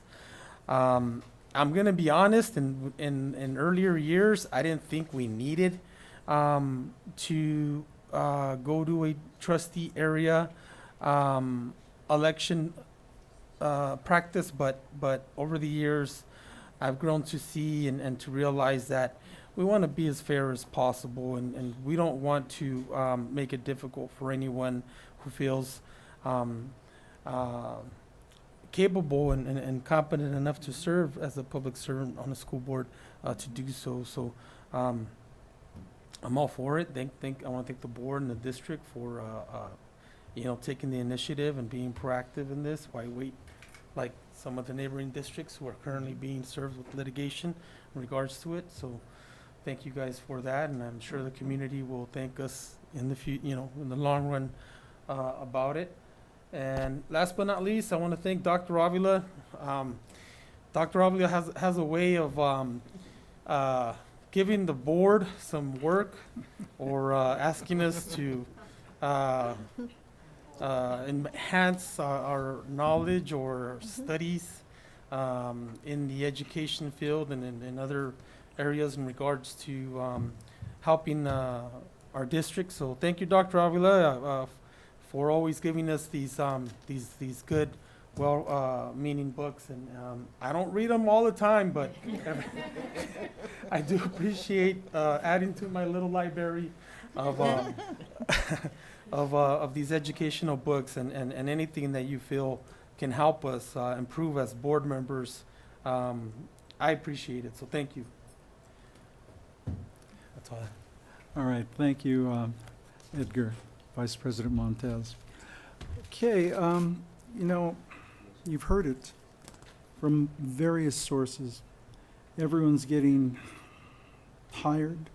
Everyone's getting overworked. All hands are on deck.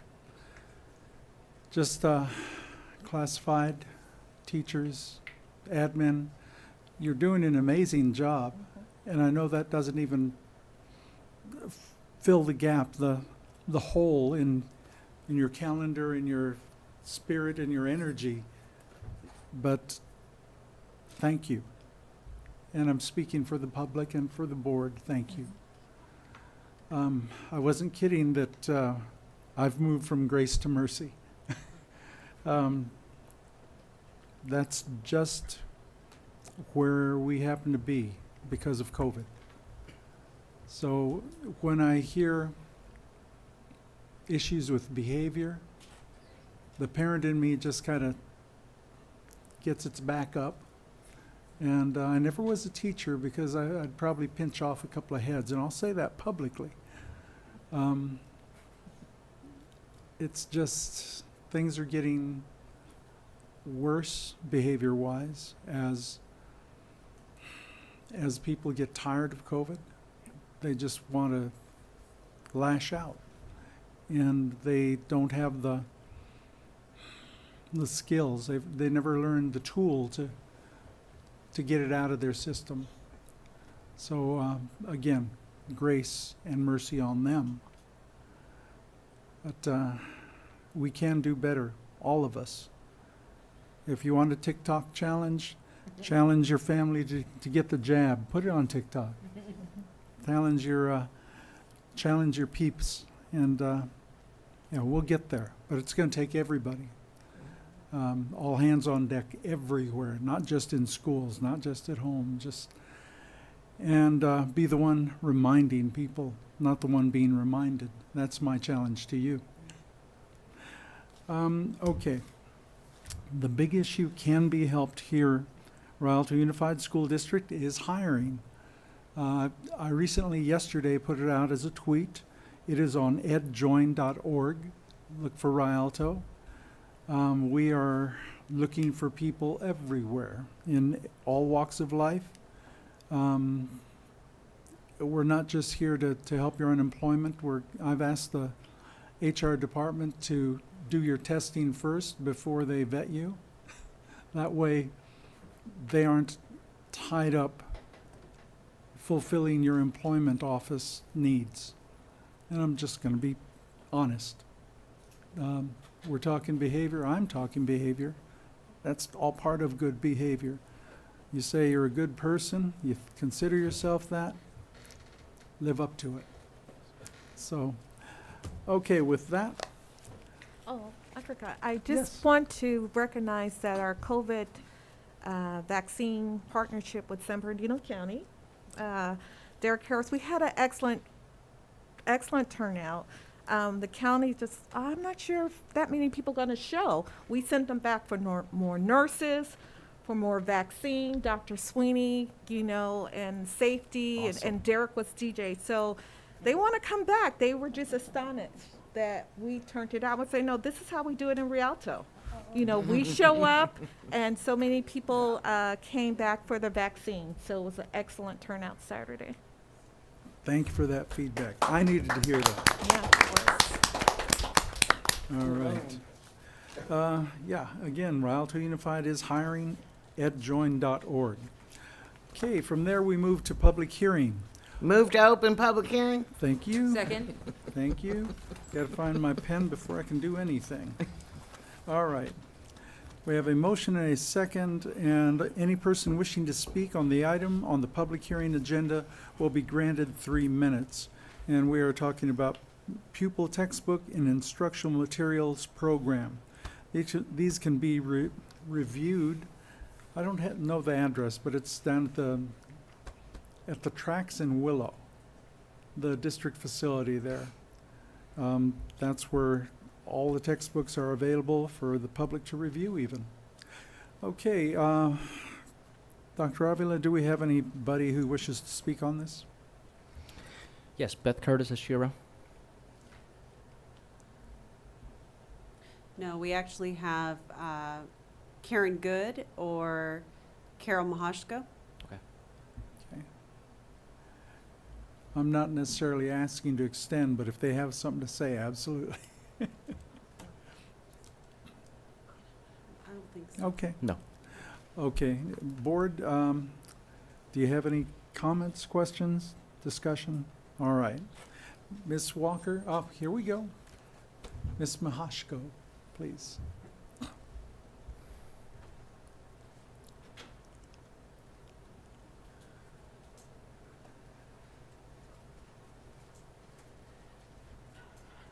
Good evening, Board.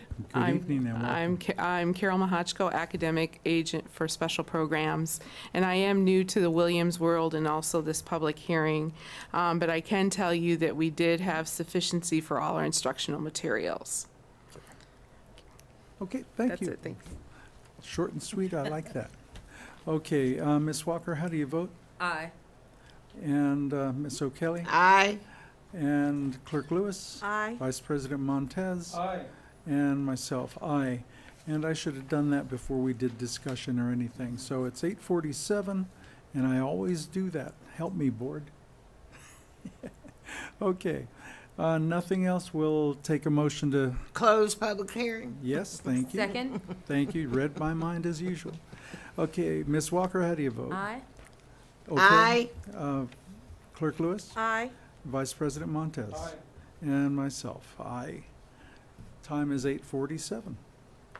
Move to open public hearing? Thank you. Second. Thank you. And this is any person wishing to speak on the item on the public hearing agenda will be granted 3 minutes. So let's take a vote to continue to open here. Aye. Aye. Aye. Aye. And aye. Time is 8:48. And this is on first public hearing regarding potential composition of trustee areas prior to drawing maps pursuant to Election Code 10 or 110 subdivision lowercase a and 1. And that is basically on district voting, moving to trustee areas. So, Move to close public hearing. hold on. Yeah, Ms. Walker, you said Wednesday you had that question. Yeah, Wednesday close, no, not COB, just midnight, midnight on Wednesday. Yeah. They have the, any additional materials or maps. Okay, and Forward that to should district. all go to Dr. Avila's office, is that Yes. correct? Yes. Okay. Any comment, questions, suggestions? Go to Dr. Avila's superintendent's office. And, okay, board, no comments? Okay, motion to close public hearing? Second? Okay. Ms. Walker, how do you vote? Aye. Aye. Thank you. Clerk Lewis? Aye. Vice President Montez? Myself, aye. Time is 8:49. Can you tell we're trying to make up time? Okay, consent calendar items. All items on the consent calendar will be acted upon in one motion unless pulled by Board of Education members or the superintendent for individual action. Move to approve the consent calendar. Second? Thank you. Do we have any polls, comments, or questions? Board? Seeing none, how do you vote on consent calendar items? Ms. Walker? Aye. Aye. Clerk Lewis? Aye. Okay, Vice President Montez? Aye. And myself, aye. That was a bunch tonight, folks. Okay, we are on item F, discussion action items. F1, agreement with Ed 21 Limited Liability Corporation. Motion and second, please. So moved? Second, but I have discussion. Okay, you go ahead, Ms. O'Kelly. Floor is yours. Well, we already approved a rather pricey program with Innovate Ed to work with our school leaders. Why do we need another pricey company to work with the same people? Yeah, I'd like to invite Dr. Delgado to approach the podium. It's part of our academies, our PD academies, and it's work that he's doing through his new position, so I'd really like him to be able to speak to it.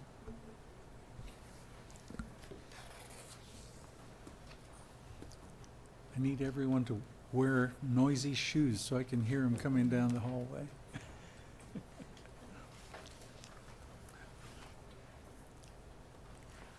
Welcome, Dr. Delgado.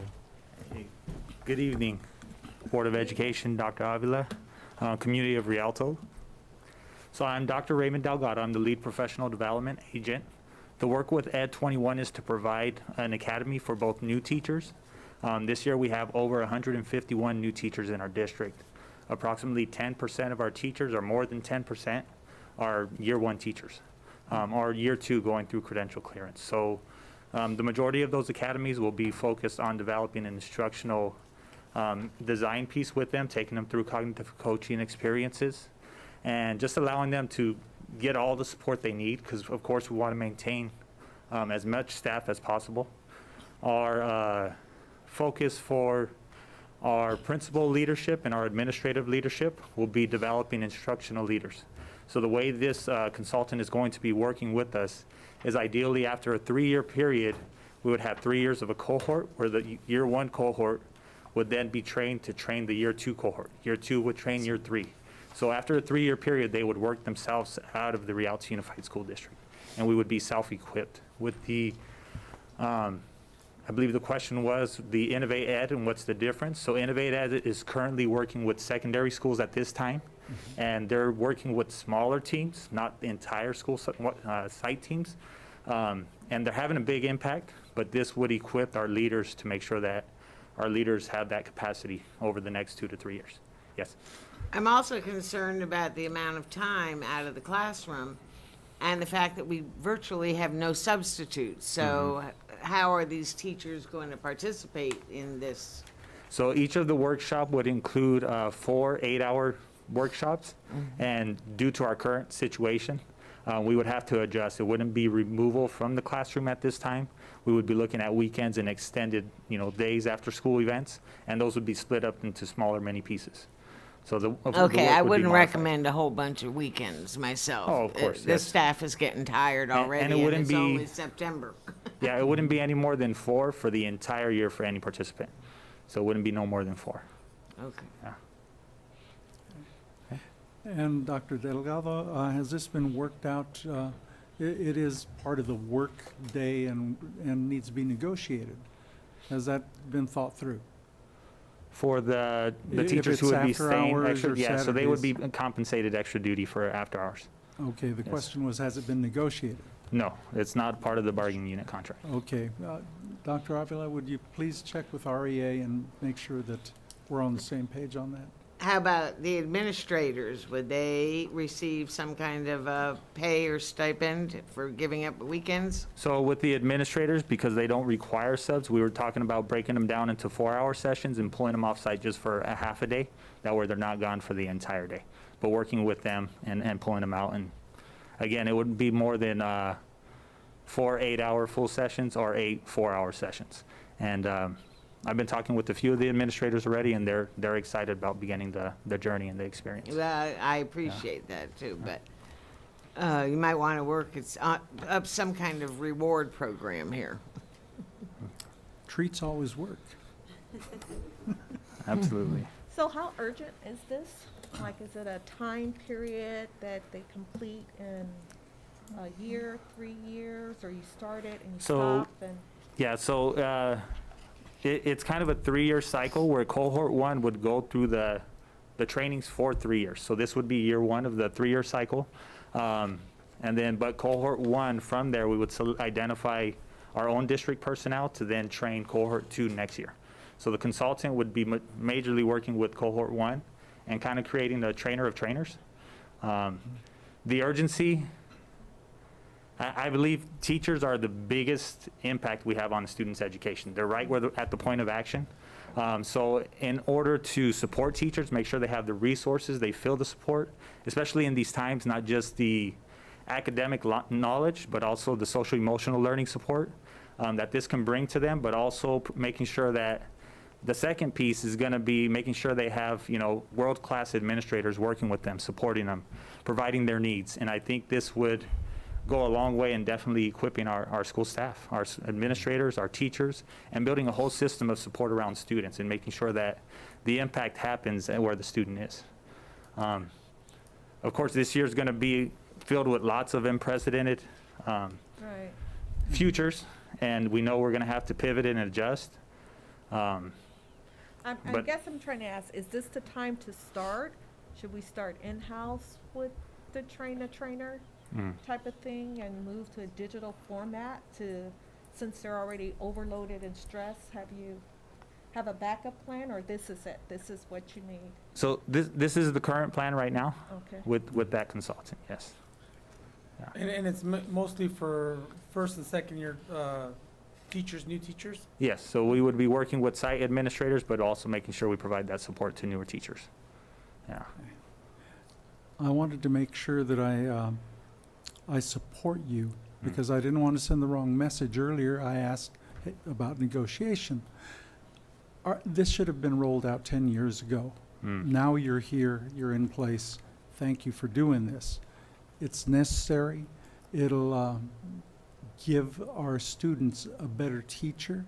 It'll give the community a better workforce. It'll, long-term, it'll raise value of the community. And I applaud you and I thank you for taking this under your belt there. Thank You're you. doing a good job in my book. Thank you. Thank you. And I just wanted to piggyback and comment that I think it's great, Ms. O'Kelly, for this first year and second year teachers to get this kind of support and this kind of help. too. Especially if we've only got 2 years before they get tenure, right? Right?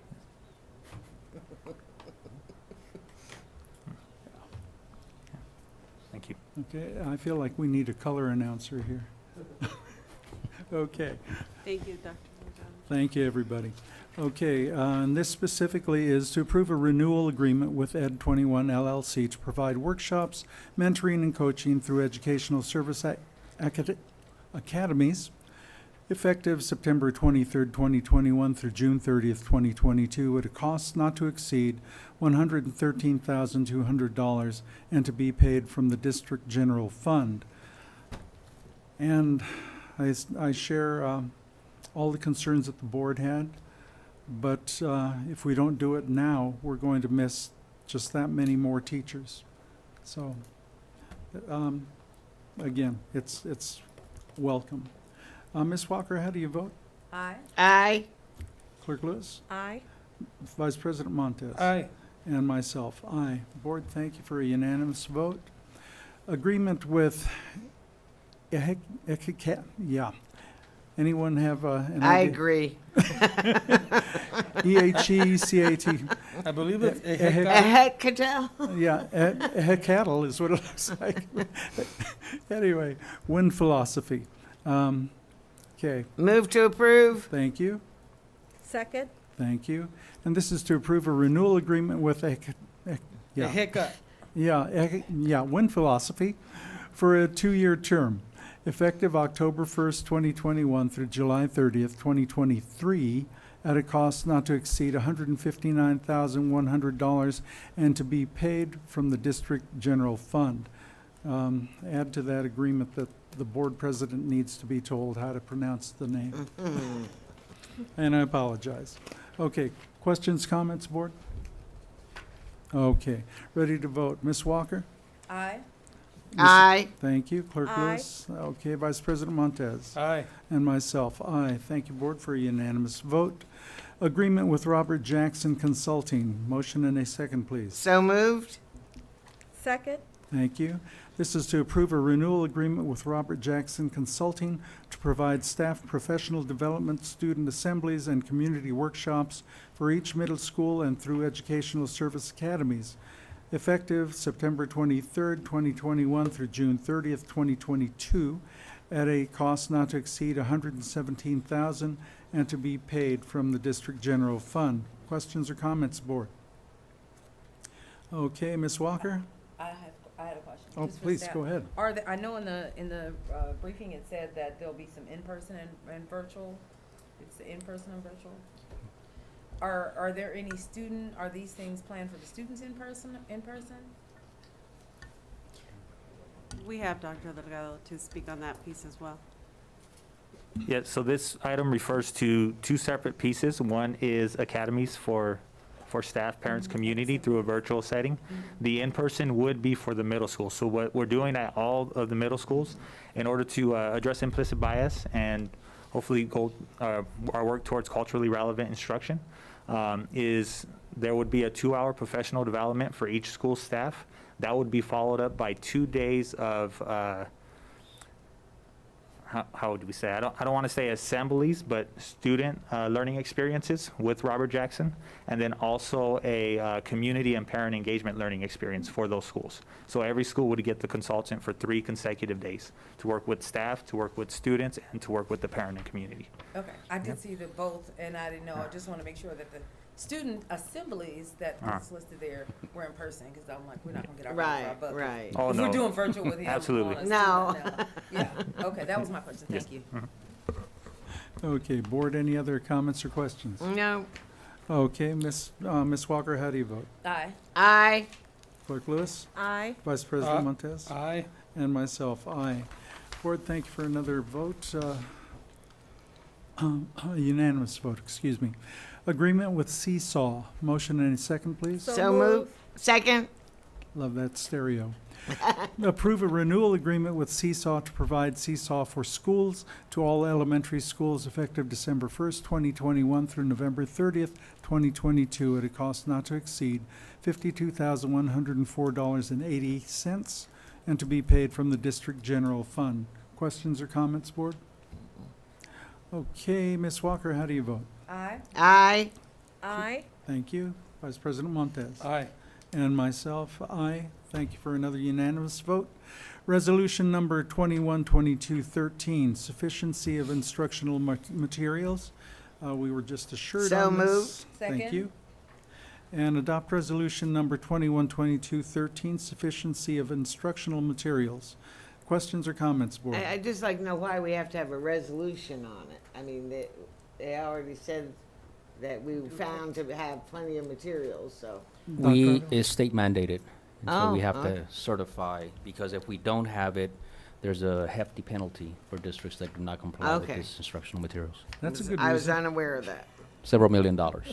Yeah, Oh, God. $1 million reason. Okay. Yay for the resolution. Right. Yeah, yeah. Good job. Okay, Ms. Walker, how do you vote? Aye. Aye. Kirk Lewis? Aye. Vice President Montez? Aye. And myself, aye. Okay, the next one I know we're all in favor of. Oh, one thing. Yes. I just want to mention the college virtual. That just happened. It was wonderful. Participation, going into the rooms and the students, so kudos to working with the other unified, and it was well attended, and I've learned a lot. Excellent. Yeah, forgot. Okay. I know there's no discussion on this next one. I need a motion and a second. So So moved. Second. Just what, That one had echo. Thank you. Okay, the next regular meeting of the Board of Education of the Rialto Unified School District will be held on Wednesday, October 6, 2021, at 7 p.m. at the John R. Casalunas Education Center, 182 East Walnut Avenue, Rialto, California. Materials distributed or presented to the Board of Education at the board meeting are available upon request from the superintendent's office. Questions or comments? President Martin. Yes. Two. Go ahead. Two of them. I was just gonna say in regards to the teacher at JU Middle School. Yes, yes. Okay. Tonight, please join me as we remember 3 dedicated district employees who the Board of Education would like to adjourn this meeting in honor of. The first is Mr. Daniel Macias, a 20-year educator in the Rialto Unified School District who served as an avid teacher and math chair at JU Middle School. Mr. Macias passed of COVID-19 on September 9th at the age of 38. On that same day, September 9th, the district also lost Carter High School junior varsity head basketball coach Eric Jerome Manker. Coach Manker was with the district since 2018. He also passed of COVID-19 at the age of 62. We also mourn the loss of Miss Lynn Watson, Rialto Unified School District Safety Control Dispatcher 1, who was hired in 2005 and retired in 2013. Miss Watson passed from long-term health issues. She was 70 years old. To the family, members, peers, and friends of our dearly departed, please accept our sincerest sympathies. All of our thoughts remain with you. Let's take a moment of silence for Mr. Macias, Miss Watson, and Coach Manker.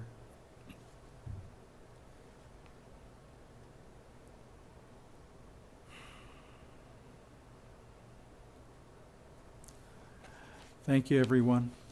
Okay, we are ready to vote on adjournment. Everyone at once. Aye. Aye. Aye. Yeah. Aye. We're out of here at 9:07.